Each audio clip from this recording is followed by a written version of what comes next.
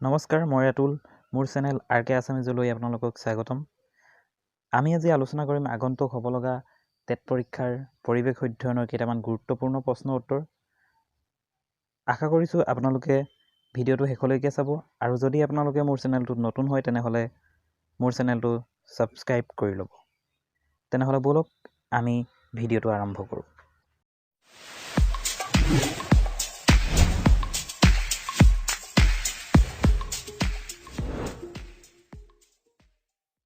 প্ৰথম প্ৰশ্ন, তৃণভোজী প্ৰাণীবোৰক ভক্ষণ কৰি জীয়াই থকা প্ৰাণীবোৰক বোলে? অপশ্যন আছে ক প্ৰাথমিক উপভোক্তা, খ গৌণ উপভোক্তা, গ তৃতীয় উপভোক্তা, ঘ সৰ্বভক্ষী। ইয়াৰ শুদ্ধ উত্তৰটো হ'ব খ গৌণ উপভোক্তা। এতিয়া প্ৰাথমিক উপভোক্তা কাক বোলে? উদ্ভিদ বা উদ্ভিদক যি খায় তাকে প্ৰাথমিক উপভোক্তা বোলে, যেনে গৰু ছাগলী, হহা, হাতী ইত্যাদি। গৌণ উপভোক্তা কাক বোলে?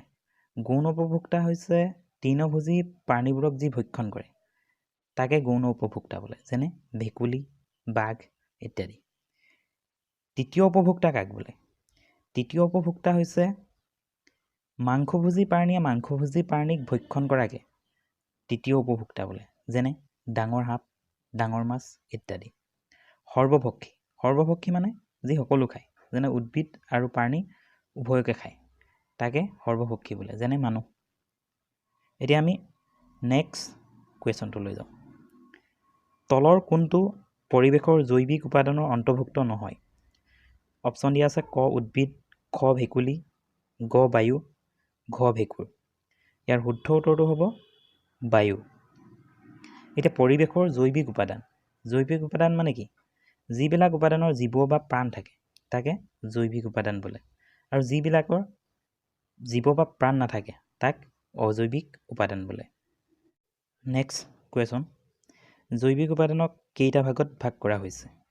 অপশ্যন দিয়া আছে ক 1, খ 2, গ 3, ঘ 4। ইয়াৰ শুদ্ধ উত্তৰটো হ'ব 3। জৈৱিক উপাদানক 3টা ভাগত ভাগ কৰা হৈছে। ভাগকেইটা কি কি? উৎপাদক, উপভোক্তা আৰু বিয়োজক। এতিয়া উৎপাদক কোনবোৰ?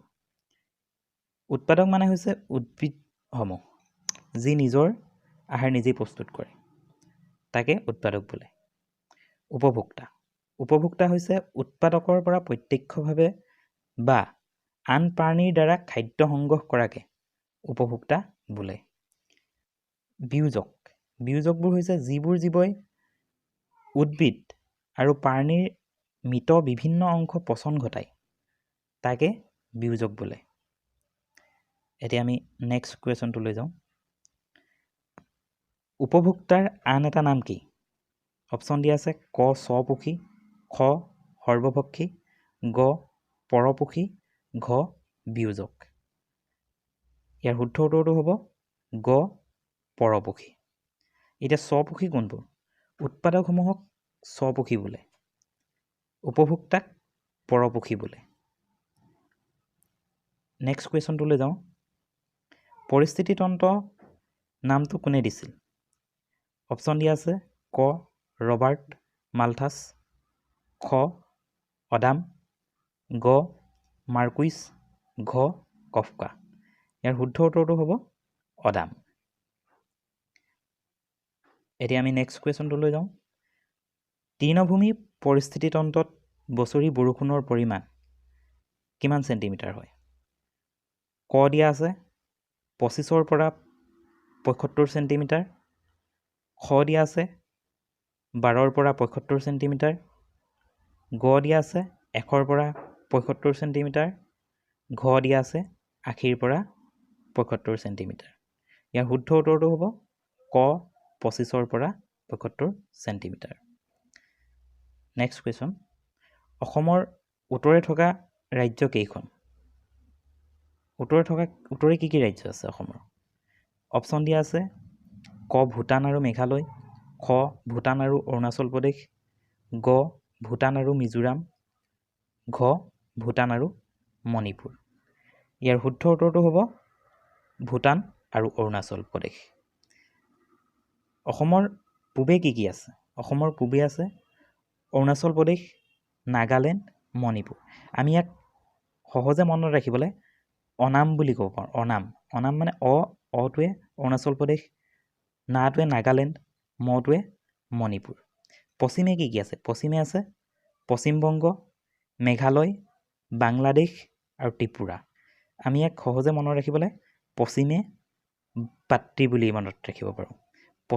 পশ্চিমটোৱে পশ্চিমবংগ, মেটোৱে মেঘালয়, বাটোৱে বাংলাদেশ, ত্ৰিটোৱে ত্ৰিপুৰা। দক্ষিণে কি আছে? দক্ষিণে আছে নাগালেণ্ড, মিজোৰাম আৰু মেঘালয়। আমি ইয়াক সহজে মনত ৰাখিবলৈ নামিমে বুলি মনত ৰাখিব পাৰোঁ। নাটোৱে নাগালেণ্ড, মিটোৱে মিজোৰাম আৰু মেটোৱে মেঘালয়। আহক আমি নেক্সট কুৱেশ্যনটোলৈ যাওঁ। অসম চৰকাৰে নতুন পঞ্চায়ত আইন কেতিয়া প্ৰণয়ন কৰে? অপশ্যন দিয়া আছে ক 1991, খ 1993, গ 1994, ঘ 1996। ইয়াৰ শুদ্ধ উত্তৰটো হ'ব গ 1994। আহক আমি নেক্সট কুৱেশ্যনটোলৈ যাওঁ। মণিপুৰৰ ৰাজধানী কি? অপশ্যন দিয়া আছে ক কোহিমা, খ আইজল, গ ইম্ফল, ঘ আগৰতলা। এতিয়া কোহিমাখন হৈছে নাগালেণ্ডৰ ৰাজধানী। আইজলখন হৈছে মিজোৰামৰ ৰাজধানী। আগৰতলাখন হৈছে ত্ৰিপুৰাৰ ৰাজধানী। তেনেহ'লে শুদ্ধ উত্তৰটো হ'ব আমাৰ গ ইম্ফল হৈছে মণিপুৰৰ ৰাজধানী। অসমৰ ৰাজধানী দিছপুৰ। ঠিক তেনেদৰে মেঘালয়ৰ ৰাজধানী শ্বিলং আৰু ত্ৰিপুৰাৰ ৰাজধানী আগৰতলা আৰু ছিকিমৰ ৰাজধানী গেংটক। আহক আমি এতিয়া নেক্সট কুৱেশ্যনটোলৈ যাওঁ। জয়ন্তীয়া পাহাৰ ক'ত আছে?